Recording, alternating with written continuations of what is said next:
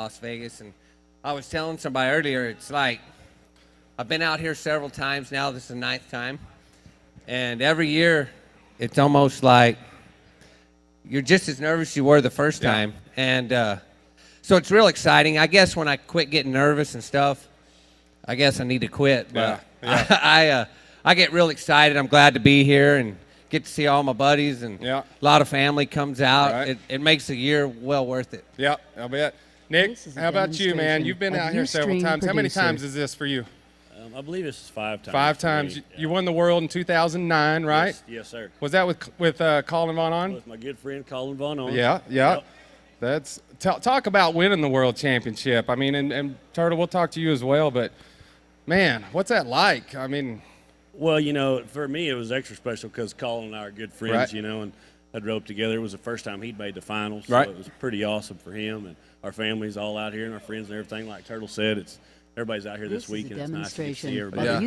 You don't get to see a lot of people when you're rodeoing all summer. You're so busy going and stuff, and you get set down in one spot here and get to see everybody. But the championship was awesome. You always think that you maybe could win one, and you hope that you could, but when you actually do it and see the dreams come true, it makes it worth all the traveling and all the sacrifice. And that was Colin's first NFR? Yes. Really? Yeah. Is that like catching a 8-pound bass as soon as you throw it out there? To win the fire. I guess he just doesn't expect any less after that. Exactly. That's awesome. That's really good. Turtle, you won it year before last, is that right? I won it in 2011. 11, that's right. That's right. And it was the same deal as Nick's story is that Jet Johnson and I have been friends forever. He's at my wedding, and it was real fun and neat to win it with him, but if I'd have won it with you, it'd have been just as special. Oh, yeah, amen. I don't know. It's a dream come true, and it's, we always practice. We were little kids on dummy or do whatever, and you're always saying, this is a 10 steer. You got to win the round to win the world. And I'm glad it didn't come down that for me, but I'm sure glad to win it. But no, it was really, really special to me and my family. And I mean, it's like Nick said, it's why we do it for, and hopefully that both of us can do it again. Yeah. And that's the cool thing. That's something they can never take away from you, that championship and, that kind of deal.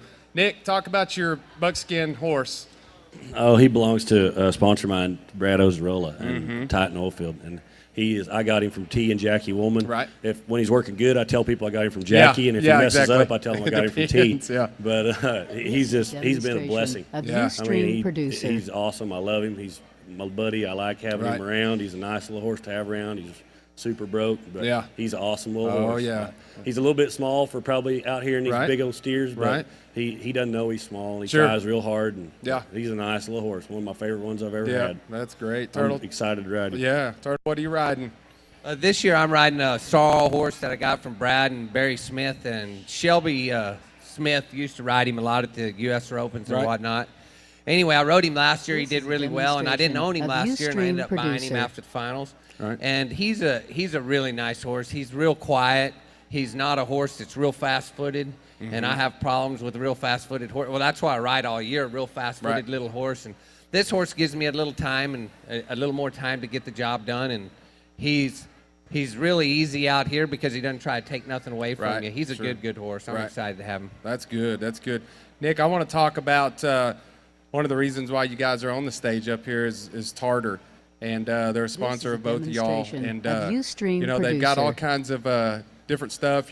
Talk about them and kind of their equipment and that kind of stuff. Just tell us a little bit about it. I've been with Tarter for 3 or 4 years now, and the one thing that I can say for them, their equipment is just built a little bit heavier, I think, than most companies. Sure. And it's a quality product, and when you go out there to practice, you can rely that it's going to work and it's not going to be beat up or broken. Right. And there's a wonderful equipment, and it's very, very stout made. Yeah. That's what I really like about it the most, because I'll try something on I'll test something. I'll tie something to it. Yeah, exactly. It's a wonderful product. Yeah. It's been great for me. Yeah. Turtle, I've noticed too, it's not just rope and shoots. They've got all kinds of different stuff, right? Oh, yeah. They got everything. Every farm and ranch equipment you can ask for. They have good drags. They have a lot of good, like their panels, like Nick said, are real tough and durable, and they're not, ugly to look at. Right. There's something nice that you can put in front of somewhere and kind of dress it up. Sure. And I really like that part of it. And the only part I don't really like about it is the guys that run it. Oh, yeah. Characters. He's a little bit hard to deal with. But. Exactly. And the booth is just right down the way right here. So I invite everybody to go back there and check out the Tarter equipment and all that good stuff. And I'm sure y'all are real appreciative of their sponsorship and all that good stuff for what they do with y'all. But, Nick, talk about your partner, Mr. Rich Skelton. I think he's won the world, 100 times, something like that? A lot of stuff I can't say. Yeah, exactly. Let's keep it in front of all these nice people. Keep it clean, keep it G-rated and all that. But how fun is that to rope with a guy like that? It's a lot of fun. It's a lot of fun. He doesn't. He don't put a lot of pressure on me. He tells me he wants me to go throw at him fast every time, and if I miss 10 of them, he'll be ready for the 11th one. I mean, that's how our deal's set up, and I'm supposed to be aggressive, and he catches, but our deal works out great. But I have a lot of fun rodeoing with him. He's a lot of fun. I've known him for a long time. And it's not as much pressure. I mean, there's a little pressure there because everybody that comes to rodeo wants to see Rich Skelton heel. Absolutely. You know what I mean? That's what they want to see. But at the same time, it's really not that much pressure. He's good to travel with, and we really have a good time. And we have a lot of fun together. I enjoy it. Getting to rope with one of your heroes, and then it ends up becoming one of your good friends. Exactly. Pretty blessed that way. And that makes a big difference, doesn't it? I mean, as far as getting along and just a guy that you want to be around, and it's got to make you rope better. Well, it's tough because you're in the truck with somebody you're married to them. Exactly. For 4 or 5 months out of the year. I don't care. Turtle will tell you. I mean, I don't care who you are. You can be the best team in the world. You're gonna when you're rodeoing. It's tough in the summertime. You're going to have trouble. You're going to hit bumps in the road. And when it's somebody you can get along with, you can sail right through that and come out the other side being fine. But when it's somebody that you really don't enjoy hanging around, it's kind of the pits then. I'm to the point in my career, if it's not fun, I just soon do something else. Exactly. But we have a lot of fun. It's awesome. And is it just me? It's having you guys both here, and I don't know if this will make sense or not, but Turtle, your partner, Dakota, I mean, he is not afraid to dump one on the corner, right?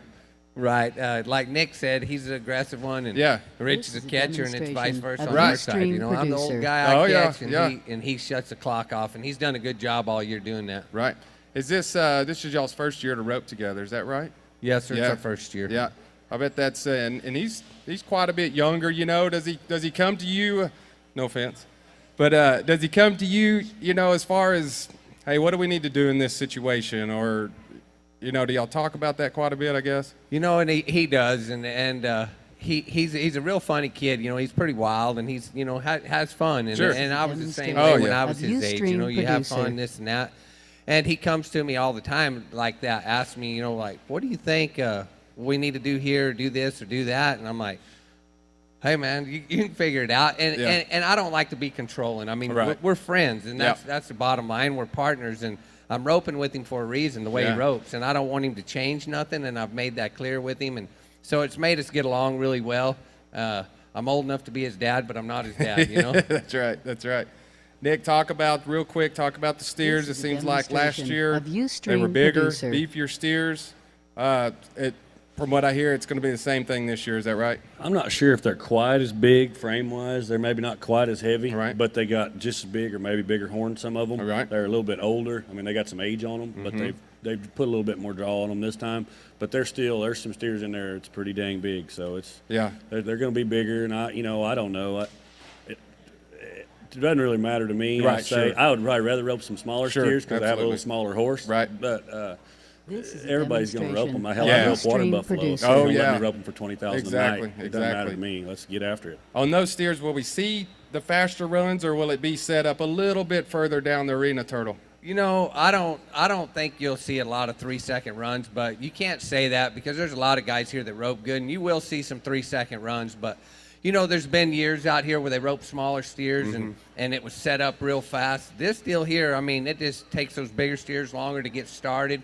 And then in the turn, they don't just snap out of there as fast, and it's a little bit harder to heel some of them. I don't expect it to be this lightning fast like years before. Right, sure. So maybe more of an average game, you know, as far as throughout the whole week. And I mean, it always is, but Yeah, I just don't. I think I'm a turtle. I just don't think when you get those bigger frame steers and they're a little bit longer handling, it's hard to be 4 flat on them. Sure. You know what I mean? 3 on them. You can be 4, 6 or 7, 4, 5, 4, 4. You know, but when you start getting to where you're going to try to be 3, 8 or 9, everything has to. Has to be a lot of momentum in the run. Everything has to be real smooth. And those steers are just a little bit bigger. It's going to take a little bit, burn a little clock up. You know, handling the bigger cattle. Sure. Turtle, I was talking to Shay Carroll. He was on here today. It's his first NFR this year. He was talking about the arena. You know, growing up, he said it's always been, you know, you feel like if you're late, he always heard, you know, you're at the buck and shoots. But he said to him it was maybe a little bigger than what he had thought. You know, talk about the arena there at Thomas and Mack compared to everything else all year long. Well, the arena at Thomas and Mack, it's very, very small. And every year I get here, and my main phobia is just to getting outrun. I mean, you can get beat so fast in there, and they can get away from you so fast. But this year, I know exactly what Shay was saying when we run the steers through. It didn't seem like they run as much as they have in the past. But also, what you got to remember, those steers, when we broke them in the other day on Tuesday, they were pretty full, and they keep them that way. Well, tonight they're going to be drawn down a little bit, and it's going to be a little bit faster. And so I think that like tonight, the steers are going to leave a lot better, a lot sharper, and when all those people in there and your adrenaline's running pretty fast, that arena's pretty small. I'm getting fired up right now. Yeah. It's a lot different when there's 30 guys standing out there and they got just a couple of lights on. When they take all the people out of the arena and they put all the lights on, and Boyd gets on there and starts yelling and squalling, I'm like you. You can get out running there pretty dang quick. Seems like. And that excitement, that's nothing you can practice. You know, coming into it and all that. And I got just a few more questions. This will be for both of you, so Turtle, be thinking about it. Nick, you are both world champions. There's got to be something, you know, whether it's scoring, rating your horse. What's your weakness? What do you always, when you back in the boxes, or one thing that you have to concentrate on that you do that you want to do better? What are you thinking as far as that? My deal is, you know, you got to start the run, watching the steer leave the chute. Right. I mean, scoring is the key part. If I don't get a good start, my team doesn't ever have a chance. Yeah. And that's the biggest thing for me, is just keep my head in the game and watch it. I mean, my little horse usually scores pretty good every time. Usually when we mess up, it's because I don't react to what the steer's doing leaving the chute. Sure. That's my biggest thing. Yeah. You know, work on getting the start right. And watching my steer leave the chute. If I do that, the rest of it should be pretty smooth. So is there something, you know, as far as scoring for those of us that'll never rope in this arena, do you just got to see them move, or do you actually see something around the gate? This time, like Turtle I was talking, they don't start quite as good, especially the first couple nights till you get one run on them in the lights. So these first 3 perfs, when you got a fresh run, you got to be watching, because usually on the strong steers, to me, this is how I do. As soon as they go, I go. Right. And I'm like Turtle. My worst phobia. T. Woolman always told me when I was a kid getting ready to come out here, he's like, Nicky, you got to get a start. If you break the barrier 5 times, that's okay. But you can't miss the barrier. You'll miss. Right. And so I was always worried about that. But this time, like those bigger steers, they didn't start very good the other day. And I got a couple of goes where I was right out on top of them. And when you got all your ropes set up to reach and try to hang it on one to be 3, and then all of a sudden you break the barrier and he's right there at your boot top. That's hard to do. You got to get everything pulled down, and it's 10 head. You still got to catch. You know what I mean? You don't want to miss and take yourself out. So getting the start is going to be the biggest key. You know, and right now on those steers that don't start it, you're going to have to let them take a full step and then probably go. Right. So it's going to be a little dicey until they start breaking a little bit better, maybe toward the later rounds. Sure. Turtle, what do you always got to think about to improve on? I'm the same way as Nick. I think the start, sets up the whole run, and if a guy don't get a start, and you'll watch tonight, the guys that don't get good starts won't make good runs. The guys that knock it out of there and get a good start, they set up everything, the rhythm for the heeler, the header, everything goes in sync. And I do think that's the most important part. So, whether I'm at the BFI or I'm at the George Strait or wherever you're at, the key to me doing good is scoring all day long. Right. And if I score good, that's gonna. When I'm trying to score, like Nick said, you're watching your steer. You're more relaxed than you are if you're just waiting to take off, all the time. So if you're watching the steer go and then you come out with them, you pick up the rhythm of your horse, you rope better, and it just all works better. And I think that's the key to everybody's deal as a header. Right, sure. Nick, I'm not going to keep you guys much longer. I always like to know what's going on behind the scenes. You'll leave here, it's getting late in the afternoon. What do you do for the rest of the day? Do you need a nap, or do you go straight out there?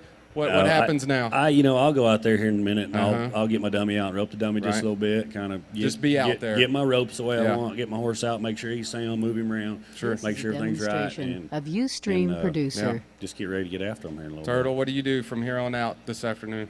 Same thing. I usually go back to the room and I'll have something to eat and kind of lay around there and watch the clock tick. Oh, yeah. Oh, yeah. And I'm always ready to get out there too early. I like to get my ropes out and feel them too, and can't wait for it to start tonight. Well, I'm going to let y'all get out there, man. I wish y'all all the luck, and I appreciate y'all being up here. It means a lot to us for y'all to come. Ladies and gentlemen, Nick Sartain and Turtle Powell, the world champs, brought to you by Tarter. Thank y'all, guys.